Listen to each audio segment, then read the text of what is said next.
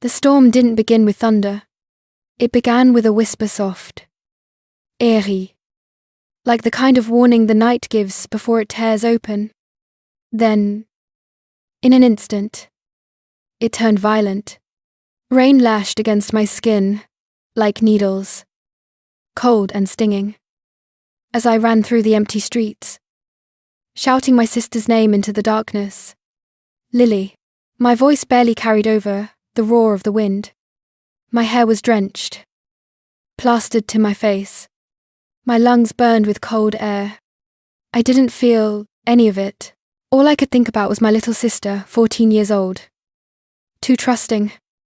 Too soft for a world like this, slipping out of the apartment an hour earlier without a word. She was supposed to be home. She was supposed to be safe. Another flash of lightning ripped across the sky. And that was when I saw it. The tall iron gates at the end of the street. Open. Wide open. Beyond them stood a sprawling estate, a silhouette of stone and shadows. The kind of place people only spoke about in lowered voices. The Valenti Mansion. A place rumoured to belong to a man, whose name lived somewhere between myth and warning. Adrian Valenti. No one saw him unless he wanted them to. No one walked through his gates and came out unchanged. But Lily's footprints, tiny, frantic, were stamped into the muddy ground, leading inside. I didn't hesitate. Desperation is a strange sort of courage. It kills fear long enough for you to do something reckless. I stepped through the gate. The storm seemed to quiet the second I crossed the threshold. The air felt dense, heavy, as though even the rain knew better than to intrude here. The mansion towered above me, cold stone walls. Black windows gleaming with the faintest reflection of lightning. A place that watched more than it welcomed. My hand shook when I pushed the front door. It wasn't locked. It drifted open like it had been waiting. The silence inside was suffocating. Every surface gleamed like it had never been touched. Marble floors reflected the dim lobby lights. Dark hallways stretched out in perfect, controlled lines. Even the air smelled expensive sharp, clean, and cold. And there, right there, in the center of the hall, stood Lily. She wasn't moving. Her shoulders were tight, her breath shallow, her eyes wide with a fear I had never seen in her. She didn't even turn when I whispered her name. It was like she had turned to stone. I rushed toward her, but before I reached her, the temperature of the room shifted. A pressure pushed down on the air, slow, deliberate, like the arrival of something that demanded to be felt before it was seen. Footsteps, measured, unhurried, deadly in their calm. And then he stepped out from behind the sweeping staircase. Adrian Valenti. He was taller than I expected, broad, composed, wearing a black suit that clung to him like it was tailored just for the shape of his power. His collar was open at the throat, exposing the sharp cut of his jaw. A hint of tension in the way he held his shoulders. A man built from quiet violence and expensive fabric. He didn't look shocked to find us trespassing in his home. He looked entertained, his eyes dark, deep, impossibly steady, moved from me to Lily, then returned to me with a weight that made my stomach twist. I froze. Lily didn't breathe. Even the storm outside seemed to stop just to listen to whatever he was about to say. When he finally spoke, his voice was low and smooth, controlled in a way that made my nerves prickle. "You're a little far from home," he said. I swallowed hard. My sister wandered in. I didn't know where she was going. He stepped closer, and the air shifted again, tightening around us. "You didn't know where she was going," he echoed, as though trying the words on his tongue. "So you followed her into my house?" Yes. Interesting choice. My heartbeat pounded against my ribs. Loud enough, I swore he could hear it. I pulled Lily behind me, but she wouldn't move. She was too frightened, or maybe too captivated. Adrian Valenti had that effect on people. I forced my voice steady. We'll leave. I'm sorry, I just need to take her home. A faint smirk tugged at his mouth, not amused. Not kind. Calculating. You think this is a place you can simply walk out of? The words weren't a threat.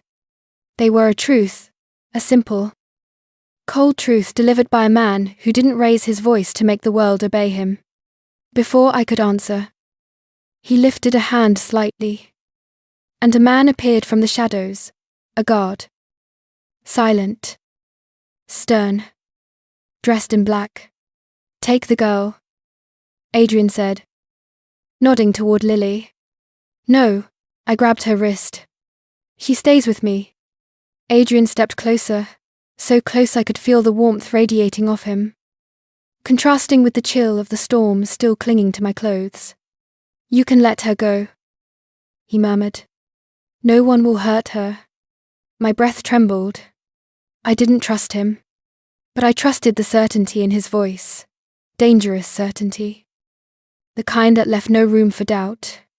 Slowly, hesitantly, I released Lily's hand. Wait by the door, he told her, and my little sister listened. As soon as she was gone, the room felt smaller. He and I stood alone in that massive hall, but he filled the space like gravity, inescapable, unyielding, quietly powerful. Why did you follow her? He asked. Because she's my sister. That's not an answer. His tone wasn't sharp. It wasn't cruel. It was probing, like he was peeling back layers I didn't know were visible. I tried again. She's all I have. Something flickered in his eyes, then not softness, but recognition, like he understood. Or remembered. What it felt like to hold on to something with nothing but your fear. He lifted his hand and brushed his fingers along my jaw. The touch was light. Barely there, but it sent a jolt through my chest. You walked into my world, he said quietly.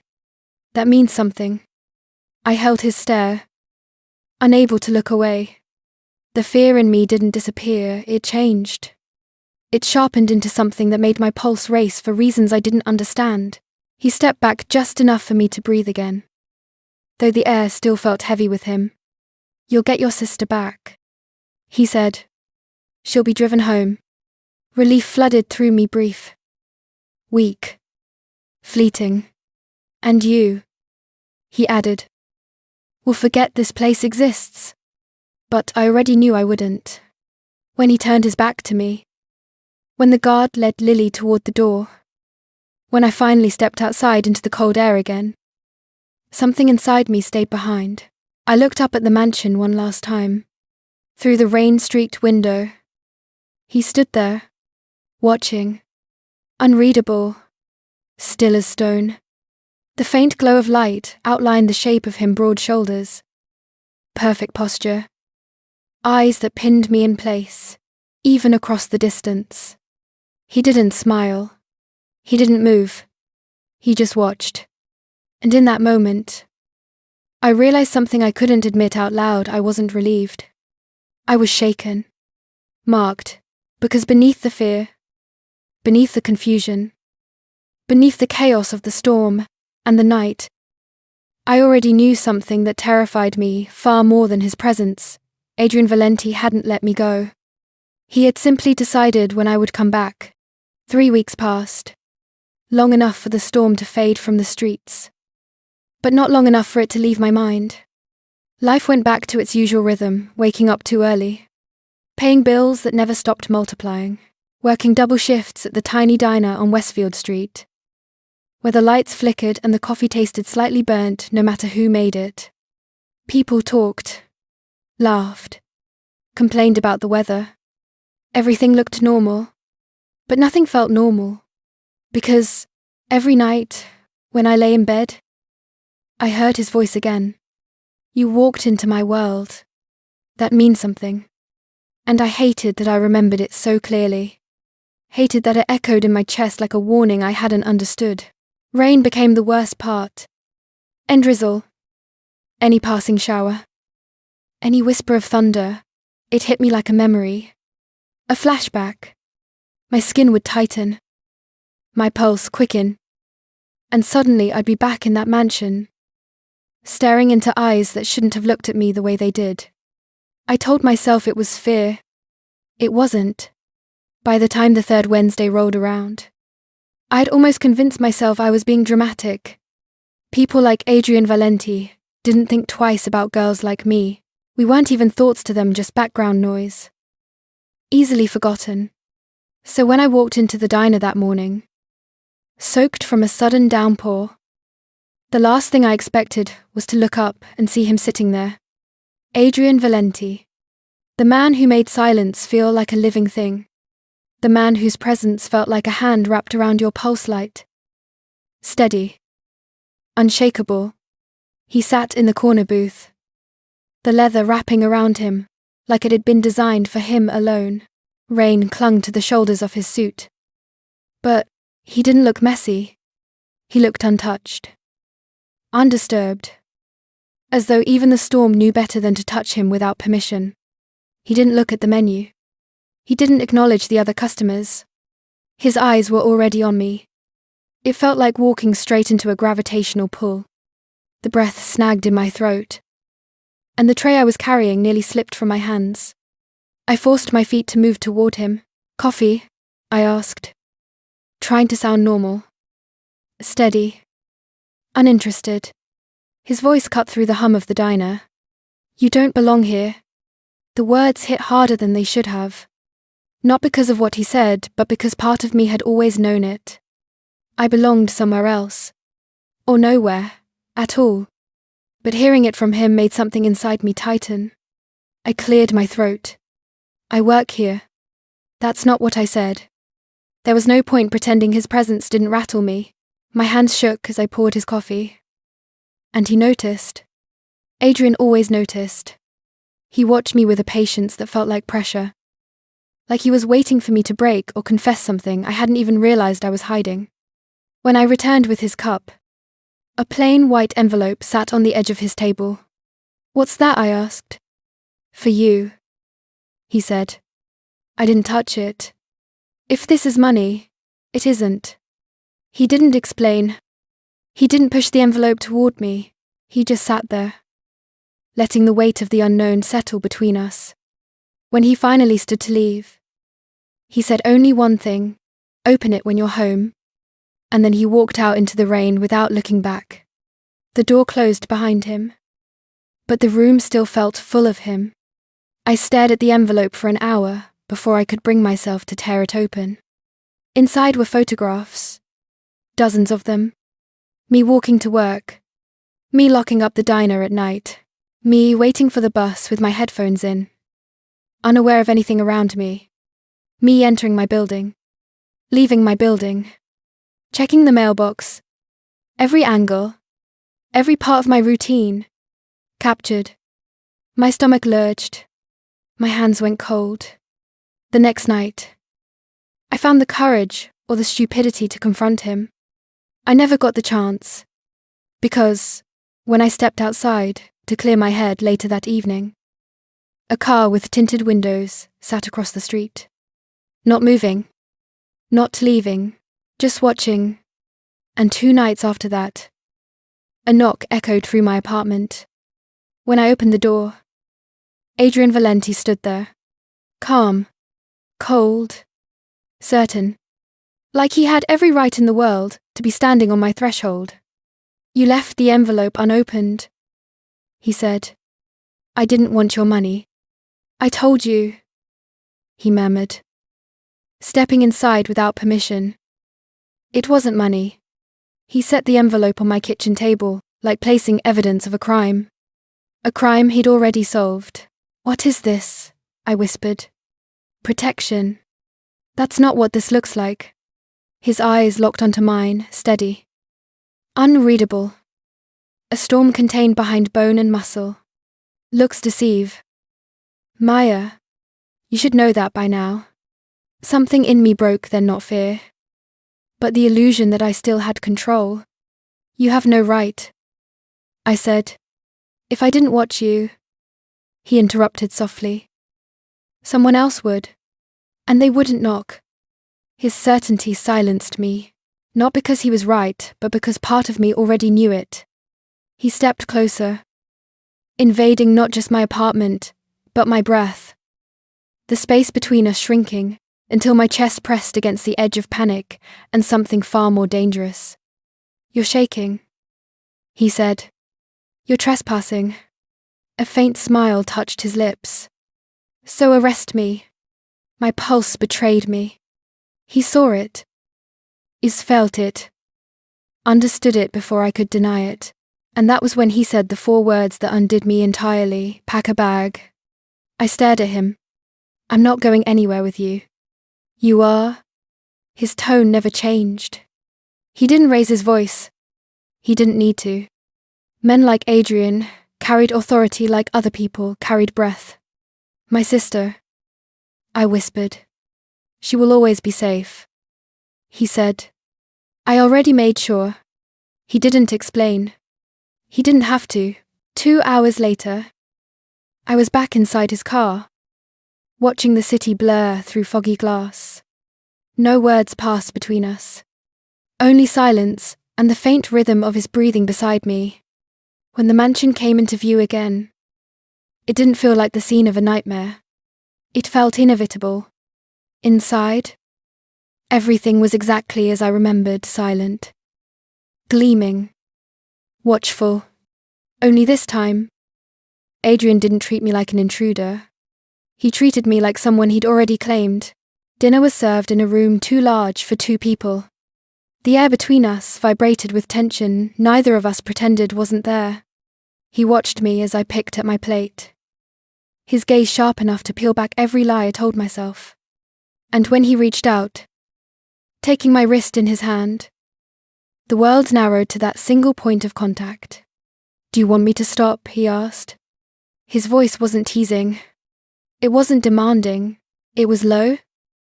It's more. Almost vulnerable, a question he wasn't used to asking. I didn't answer. My silence was its own kind of confession. He breathed in slowly, his thumb brushing the inside of my wrist, feeling my pulse race beneath my skin. "That," he murmured, "is honesty." Before anything more could happen, footsteps rushed toward the door.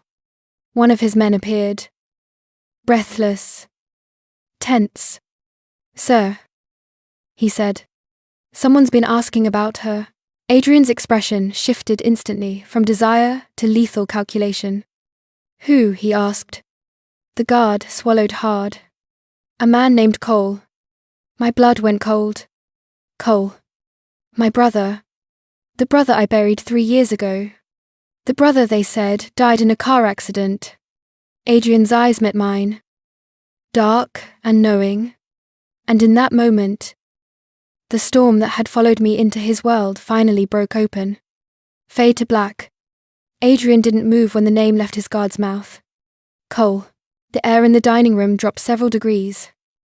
The silence plunging deeper, sharper. My heart hammered against my ribs so violently I thought I might collapse under the weight of it. "My brother is dead," I whispered. Adrian didn't look away from me. Apparently not. The doors opened again before I could breathe, and the world seemed to tilt on its axis. A figure stepped inside, swaying, bruised, thin enough to look like a ghost wearing human skin. Cole. My brother. Alive. His clothes were torn. His jaw was purple with bruises. His eyes, once bright, mischievous, annoyingly fearless, were now sunken and glassy, filled with a pain I didn't understand. He looked at me like he couldn't believe I was real. "Maya," he breathed. The sound of my name on his lips cracked something inside me open. My knees nearly buckled. I didn't know if I wanted to run to him or run from everything in front of me. He took a shaky step forward, and I saw his hands tremble, not from cold, not from fear of Adrian, but from guilt. Adrian remained perfectly still, his presence like a shadow cast across the entire room. He didn't raise his voice. He didn't threaten. He didn't need to. All he said was, "Tell her." Cole's throat worked. But no words came out. Adrian's eyes flicked to him sharp. Cutting. "Tell her. Or I will." Cole swallowed. "Maya, I can explain." "You should." Adrian murmured. "Before she mistakes you for a victim." My breath hitched. "Adrian." "Stop." He didn't. He stepped closer to Cole. His voice quiet. Controlled. "Lethal. Your brother stole $1.8 million from my organization." He didn't even blink as he said it. He gambled. Lost. Panicked. And when I came to collect, he faked his own death. My world went silent. Not the kind of silence that comes from calmness, the kind that comes from impact. From shock. From realizing the ground beneath you was never stable to begin with. I shook my head. No. He was working overseas. There was an accident. The car. Adrian echoed softly. Had no body in it. Cole squeezed his eyes shut. The tremor in his chest was visible. I took a step toward him. "Cole, tell me he's lying." His silence was the answer. My voice cracked. "Cole." I wanted him to deny it. I wanted him to tell me Adrian was manipulating me. Anything. Anything but this. Cole finally exhaled, a broken breath. "I didn't want you involved. I didn't want you dragged into any of it." "Dragged into what?" My voice rose. "Into your lies, into a grave that wasn't yours, into grieving someone who wasn't even gone." His face crumpled. "I thought you'd be safer if you believed I was dead." "Safer." My voice shook, so violently, it barely sounded human. "You let me bury an empty casket."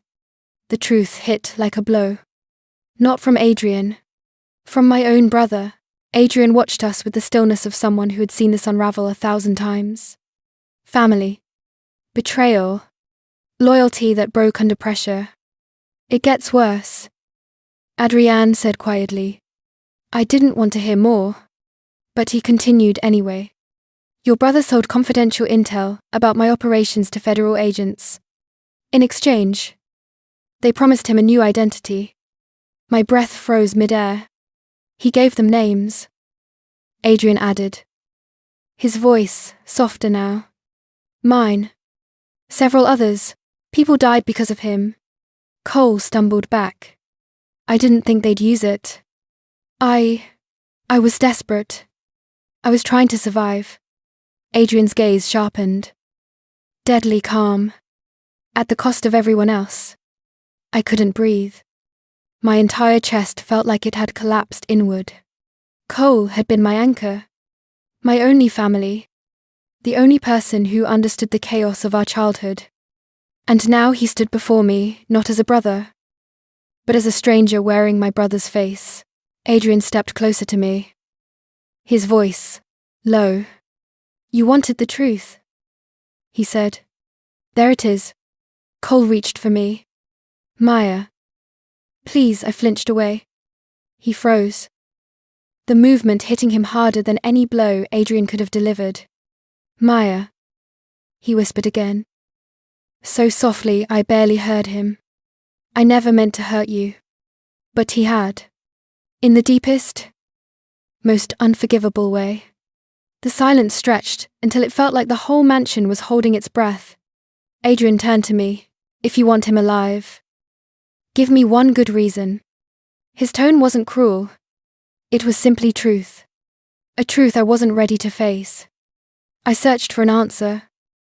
For something that sounded like forgiveness. Something that sounded like hope. None came. Finally. I whispered the only thing left inside me. He lied to me. I lifted my gaze to Adrian. And something inside me steadied, for the first time since Cole walked in. "You didn't." The room shifted. Adrian heard more in those 3 words than most people could hear in a confession. He nodded once. A silent acknowledgement. A silent acceptance. "Take him." Adrian said, his voice calm again. No. Cole lunged forward. But the guards were already moving, gripping his arms, dragging him toward the door. His voice cracked. Desperate. Maya. Don't let him, Maya. Please, I didn't move. Not because I wanted him gone, but because I no longer knew who I was holding on to. The door slammed shut behind him. Silence swallowed the room. I turned to Adrian, tears burning behind my eyes. You used me. He didn't deny it. He didn't flinch. I used what was already true, he said. And you know it. Anger rose in me like heat. You could have let me go from the beginning. He stepped closer. But this time it wasn't with dominance. It was with something quieter, something almost vulnerable. His eyes searched mine. Slow and deliberate. You walked into my world. Maya, he said softly. And I haven't stopped thinking about it since. The confession hit me harder than the truth about Cole. Because Adrian Valenti didn't confess. He didn't share. He didn't feel. But he felt something now. The space between us thinned. His breath brushed my cheek. His hand lifted. Hesitant before touching my skin. The first hesitant thing he had ever done in front of me. You make me forget the rules, he whispered, and then he kissed me. It wasn't tender. It wasn't soft. It was a collision of anger, longing, fear, and the kind of pull that ruins logic. His mouth claimed mine with a hunger that tasted like surrender disguised as dominance. My hands gripped his shoulders without thinking. Everything in me that was broken, aching, confused, it all rose to meet him. When we finally pulled apart, the air between us was hot, electric, trembling. Now you understand, his eyes seemed to say. And I did, because loving a man like him wasn't about softness. It was about surviving the fire he carried inside him. The next morning, the sky was pale and washed clean, as if the storm had never existed. Adrian walked me to the gates. The same gates I had entered in fear weeks before. You're free, he said. I looked at him, really looked, and the truth settled inside me, like a slow, steady ache. No, I thought. I'm not. Not from you. Not from this. Not from what you've awakened in me. But I didn't say any of that aloud. I just nodded, stepped past the gates, and felt the weight of his gaze on my back as I walked away. And though I left the mansion behind, I knew the truth the second the wind touched my face. I hadn't walked out of his world. Not really. Because he was already inside mine. And some doors, once opened, never close again. Fade out. If this story pulled you in, if you felt every twist, every heartbeat, every shadow, then don't forget to like the video. Subscribe so you never miss the next chapter. And share it with someone who loves danger, desire, and stories that don't play by the rules. Drop a comment below and tell me, what moment stayed with you the most?